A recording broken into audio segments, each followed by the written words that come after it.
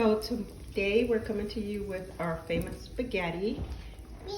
We have our sauce, we have ground beef, we have mushrooms, onions, and our Italian seasoning. We also have salt and pepper, onion powder, garlic powder, and we have our noodles. We're gonna get our sausage and Italian sausage. We are cooking it in the air fryer to add it to our seasonings. We will make sure that we have the ingredients below for you. Okay, Beyonce, say hello. Hello. Do you like spaghetti? Yes. Okay, what did you want to say to the camera? Did you want to say hello? Hello. Lights, camera, action. Lights, camera, action. Oh, what are you going to be today? A Ninja Turtle? Yeah, Ninja Turtle.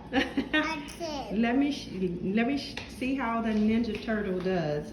Hiya! Hiya! Hiya! Okay, again, today Carol shares the topic on how to make Italian spaghetti sauce. And we want you to like, subscribe, and share. Thank you so much. Talk to you soon. Bye-bye.